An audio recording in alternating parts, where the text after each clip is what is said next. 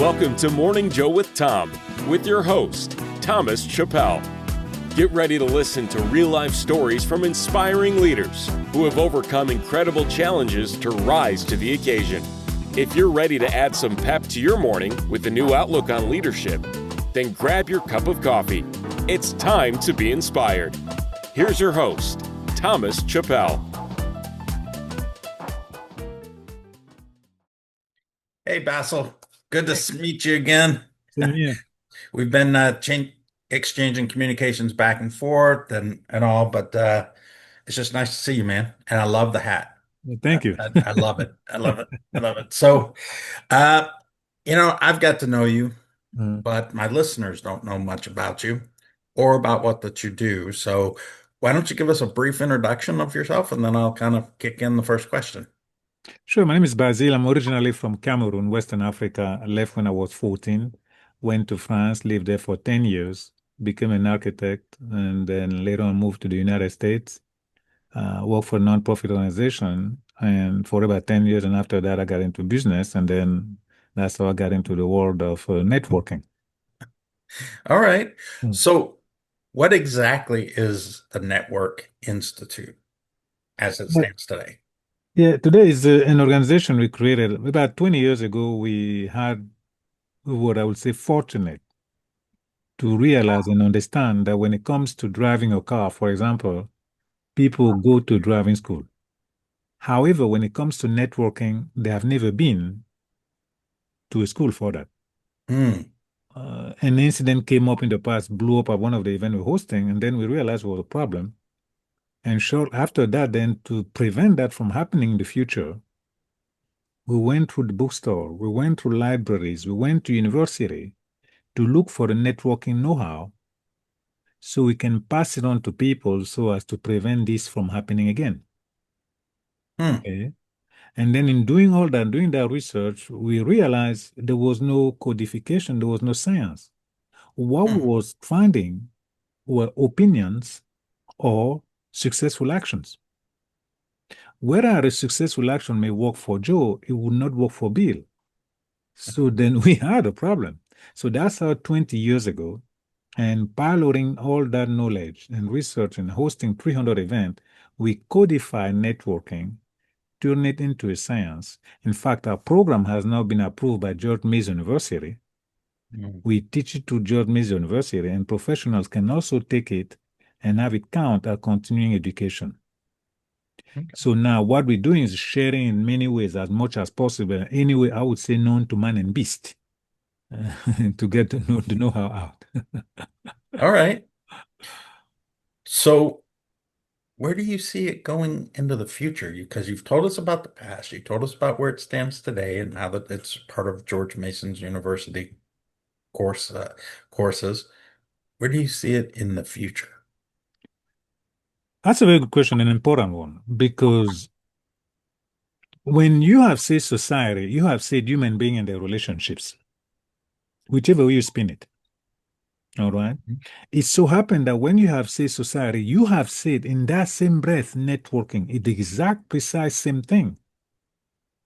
Because the moment you start interacting with another human being, the natural laws of networking go in play. That you realize that or not, that you like that or not, even. Like the gravity law, I may or may not know it, I may not have studied it, but if I take a glass and throw it up, it's going to come down. Right. So then this is parts and parcel of our lives. So in the future, we see it being used starting at the kindergarten level. In fact, we work a lot with different university and educational organizations.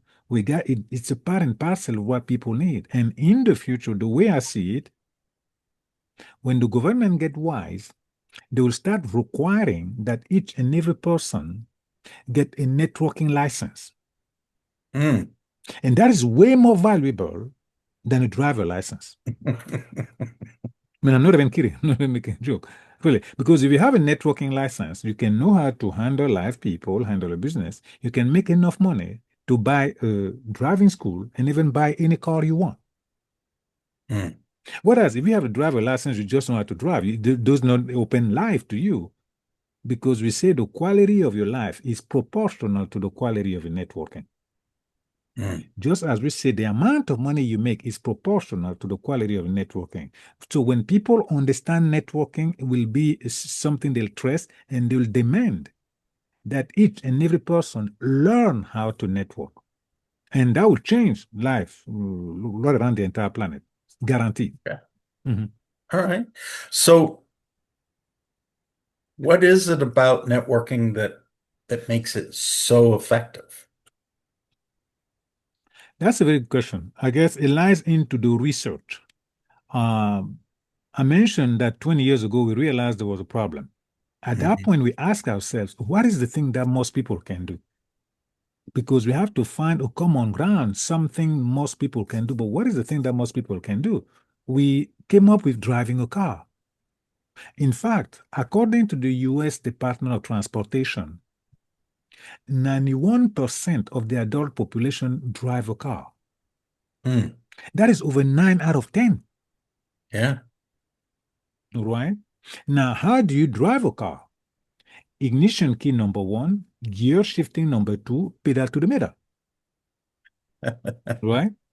Right. In that order, all the times, all of us, every time. If you violate that sequence, the car will not move. Mhm.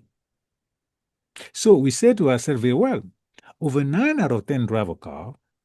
The way you drive a car then is ignition key, gear shifting, pedal to the metal, one, two, three. So we Mhm. say to ourselves, if we can just figure out a one, two, three to enhance a relationship or a one, two, three to get client, then we'll have it made. Hmm. That was the research that we did starting 20 years ago. And then we figured it out. The one, two, three in enhancing a relationship or the one, two, three to get clients is one, networking, two, promotion, and three, sales or enhanced relationships. Hmm. You see, in that Mhm. order all the time. One of our biggest breakthroughs of our research was understanding that these are three separate different functions. Okay. The purpose of sales is to collect the money. The purpose of promotion is to create a strong desire for your product. The Okay. purpose of networking is to create acceptance. Hmm. It works this way: you come to somebody, you show interest to them, you create acceptance. Now they are ready and willing to listen to you or learn more about you. Now you move then to step two, where you tell them what you offer or what you are all about. If they want it, great, they buy it. Hmm. If not, they know what you do. They'll Mhm. happily send people your way. Okay. So it becomes now a one, two, three. Now you don't have to worry about what you're supposed to tell them, what you're supposed to do. No, you're just supposed to meet them, show interest. And when you do that, because human beings react in kind, they themselves are going to ask you, and you, what do you do? Right. It happened 100% of the time. I didn't say 99% of the time, 100% of the time. Because human beings, you see, react in kind. Mhm. If you punch somebody, they're going to be waiting for you in a dark alley to punch you too. True. You know what True. I'm saying? But if you are kind and show interest, what's going to happen? No, they want to be kind. They want to show you. They want to learn, show interest to you as well. Mhm. So then you tell them what you do, being that they accept you to begin with. Hey, they do it, or if they don't need it, then they happily refer you to another person. Or from there on out, you have a very good relationship with that person. Then, Okay. So, can you talk about some of the experiences some of the folks that have been through your networking program have gone through? yeah, sure, absolutely. My God, that's a heavy question. I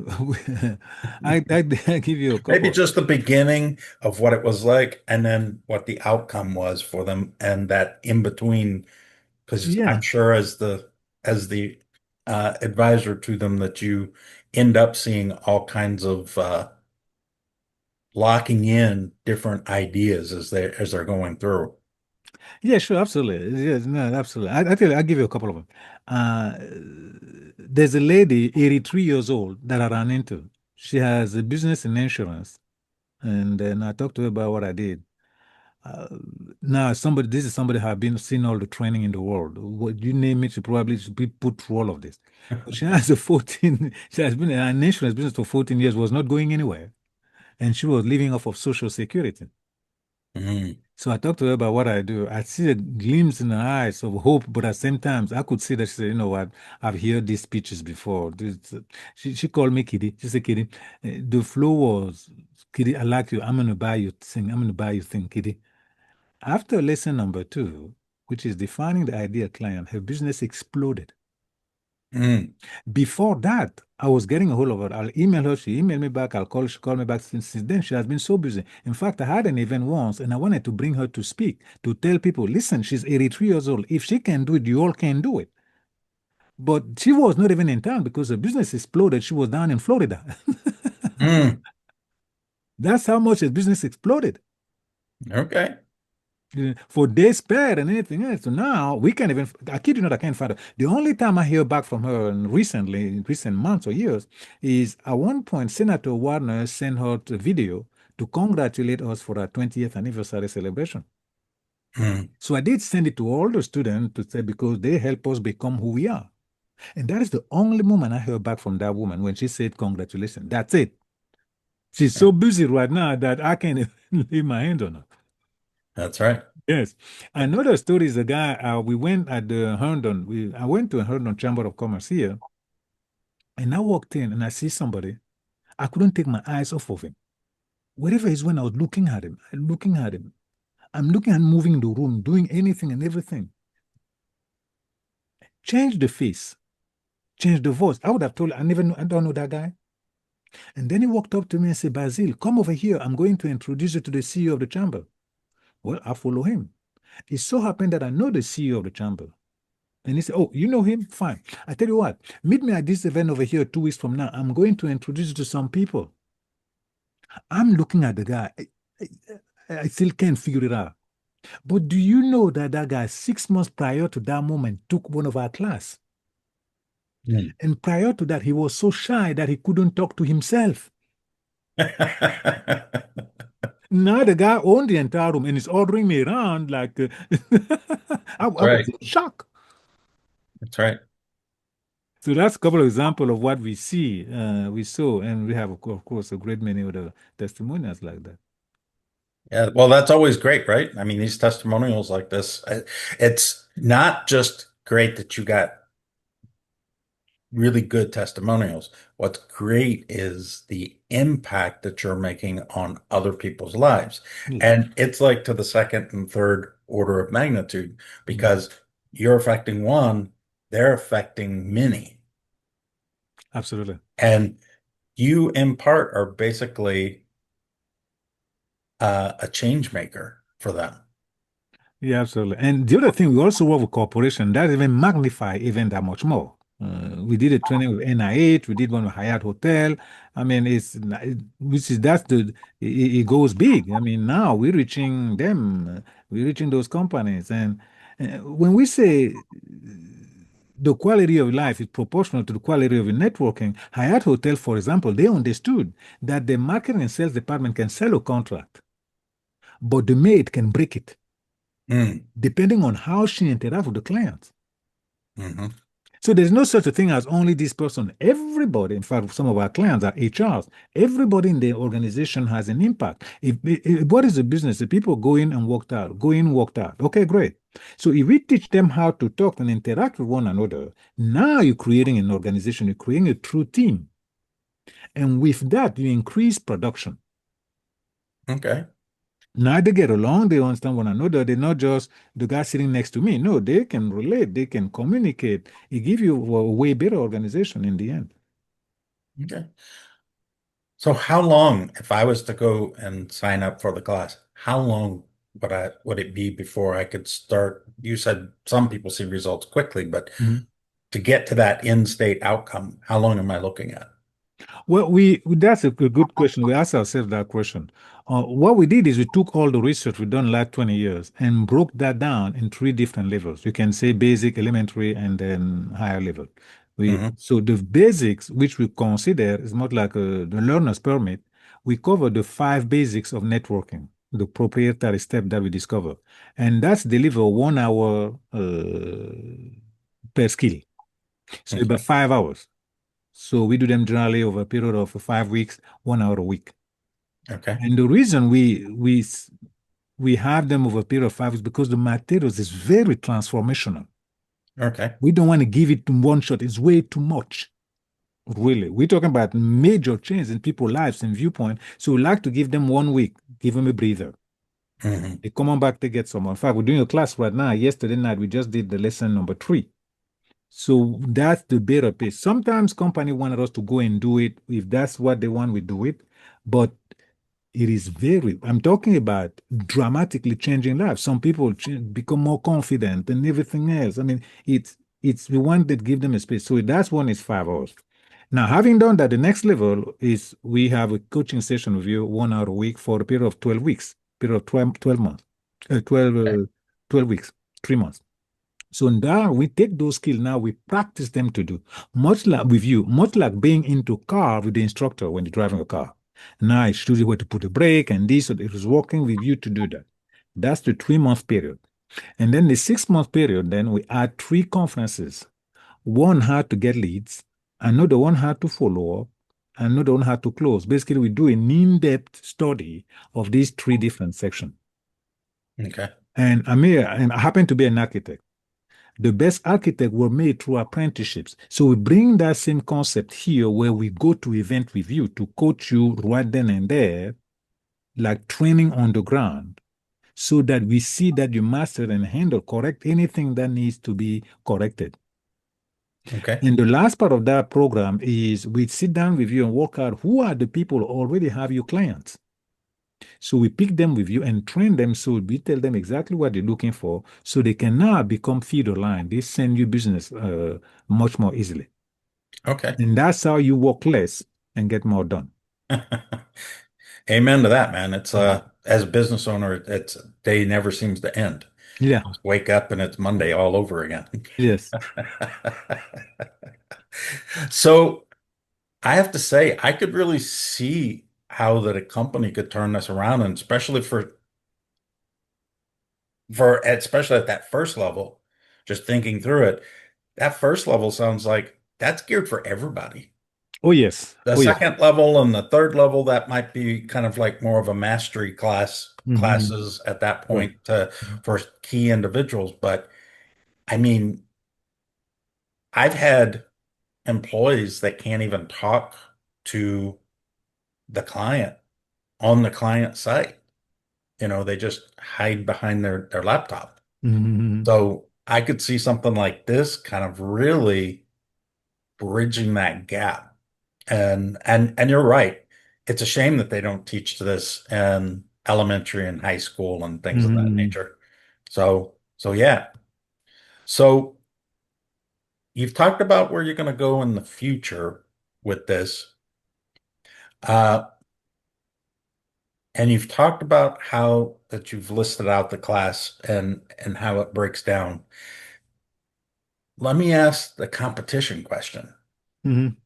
because, you know, most organizations have a lot of competition, Right.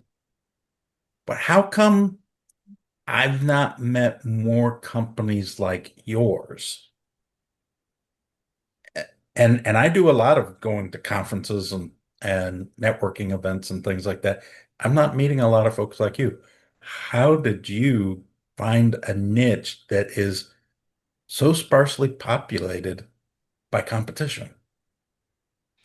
That's a very, very good question. I mentioned that I study architecture, and then when I went to Florida, when I left France, I may or may not have mentioned, I say I'm originally from Cameroon, went to France, Hmm. lived there, became an architect, and moved to the United States. It's much more the road that I took that allowed me to see it, Mm. to pick it up. In Africa, the people are come together. I grew up in a boarding school, so people come together easily, and then there's that knowledge. And in Europe, there's a sense of community very strong. In Hmm. Africa. The reason that continent survived because of the solidarity really between the people. And in Europe, I studied the art, the architecture, how to build something that lasts, the foundation. Hmm. When I came to the US, I got trained in administration. I learned about organization. So I have that as a background, including, by the way, Malcolm Gladwell wrote the book, The Outlier. He said to become an expert in a subject, you have to put 10,000 hours in it. So starting 18 years, when I was age 18, I was already associated with networking, network marketing companies, and all those in and out. And so I have put more than 30,000 hours networking. So I have that background. So when we hit the subject, the incident blew up 20 years ago, then an upset, and then I looked deep into that, and then I was able to realize, in fact, I couldn't understand it because when I tell my story, Africa, Europe, here, I didn't know what people knew or not. So I was puzzled by this whole situation. And then I wanted to get to the bottom of it. And then I asked people, do you drive a car? They say yes. How do you learn how to drive? They say, oh, number one, I went to driving school. Number two, somebody taught me. Number three, all of the above. Very good, very good. Do you network or attempt to network? Oh, yes, of course. What kind of question is that? Of course, I network. How do you learn how to network? The answer was number one, I just walked into a room. Number two, somebody pushed me into the room. As they say in French, et voila. So it became crystal clear that when it came to driving a car, they went to a driving school.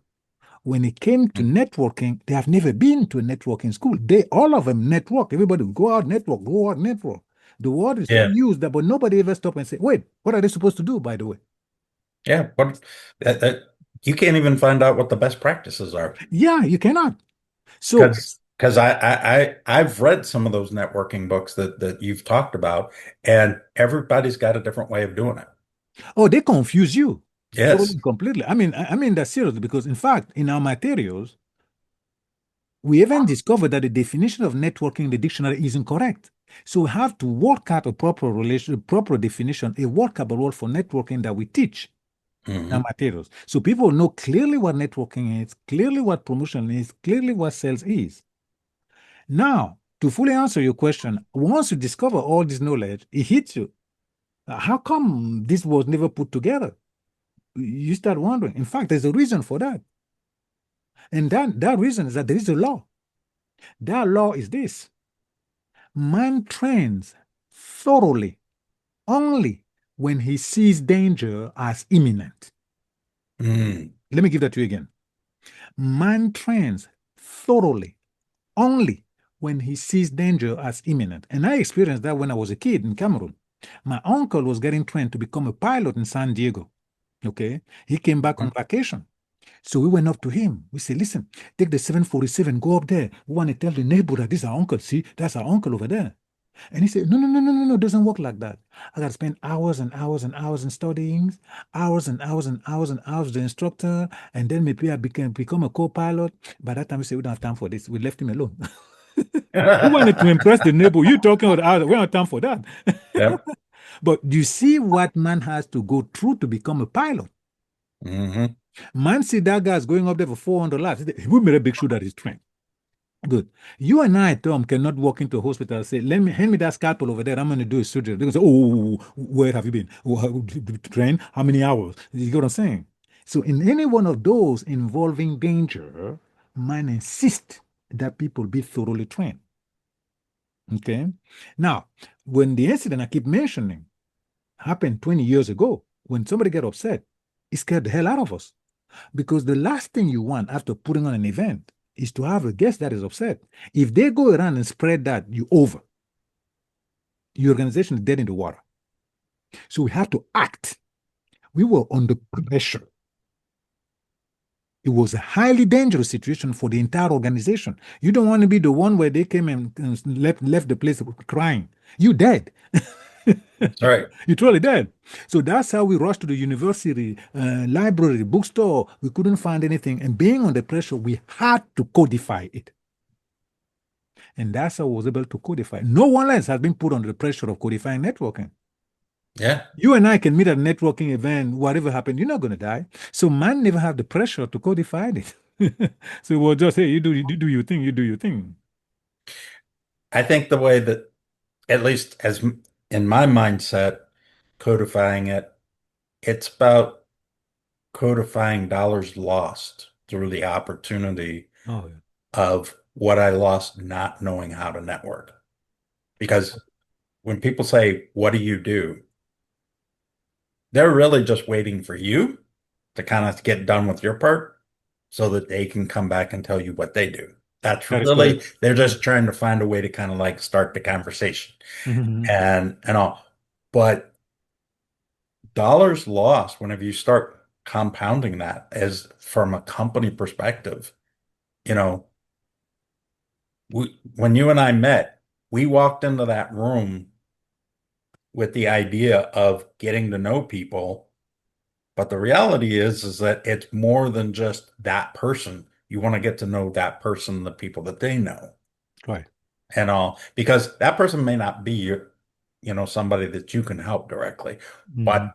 but they may know people. So that whole piece,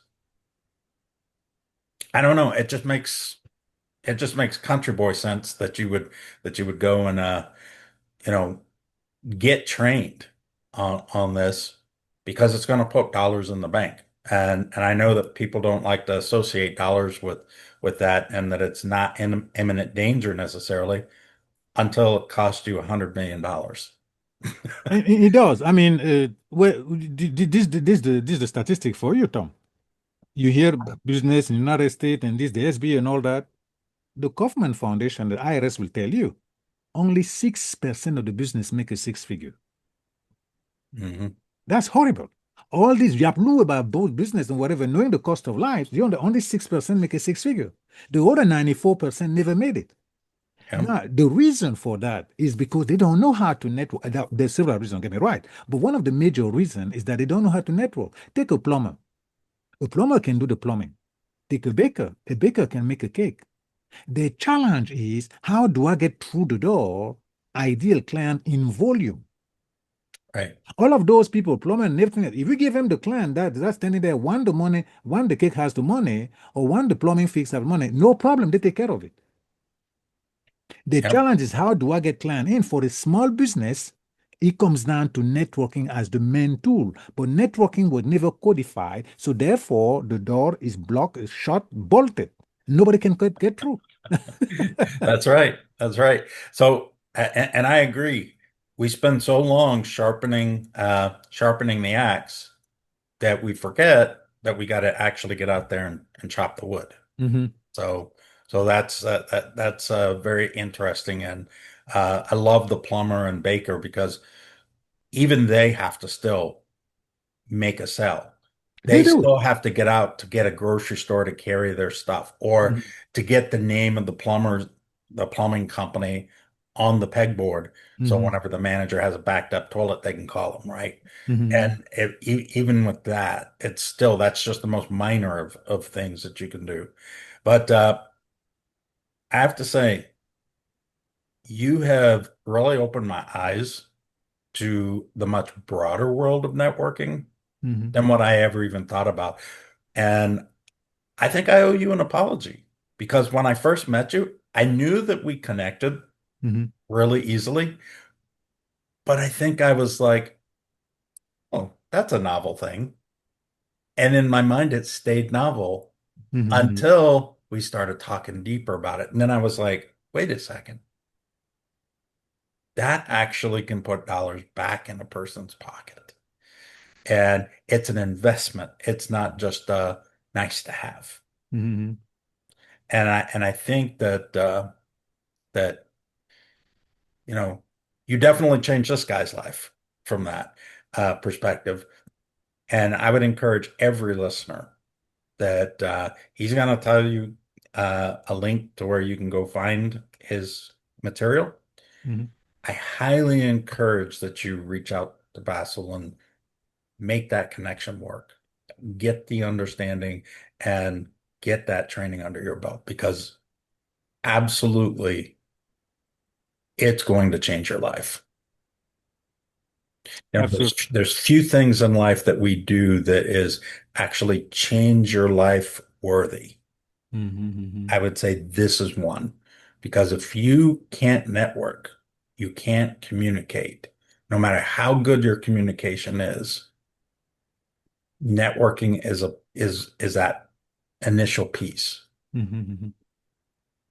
So Absolutely. thank you for the mission, and it's a very important mission indeed. Thank you. Thank you very much for the opportunity. Yeah, absolutely. So, I always like to end every session with giving our guest the last word. So, what would you want the leaders, the listeners to know out there? And also, if you could give us your website and all, and then we'll put the link in whenever we publish the podcast. Sure, sure. I'll give you, networking has two cardinal rules. And I'll share one with you. The rest I'll share with you when you take the class. Okay. It is this: be interested. When you're talking to people, be interested in people. That's key. Because you can talk to everybody and anybody, but the question is, are you really interested? So that's where you connect with people. People don't connect with you when you are talking to them. They connect with you if you show a sincere interest in them. Yeah. As for our website, is blnetworking.net, blnetworking.net. And on the front page, you'll see there's an assessment that start there. Because like in a mall, they always says you are here. We want to get there. Wherever you are, this is your position. Now, the assessment help you establish where you are. And from there, we can work with you and help you get where you want to go. Absolutely. Basile, thank you so much. You've been a great guest, and you've been so good to the listeners today. So I'm looking forward to getting that link and helping put you out there even more. Okay, good. Thank you very much. I appreciate it. Thank you for the opportunity. Yeah. Take care. Okay. Thanks for listening to Morning Joe with Tom. Be sure to subscribe wherever you listen to podcasts so you don't miss an episode. See you next time for more real-life stories and inspiration on Morning Joe with Tom.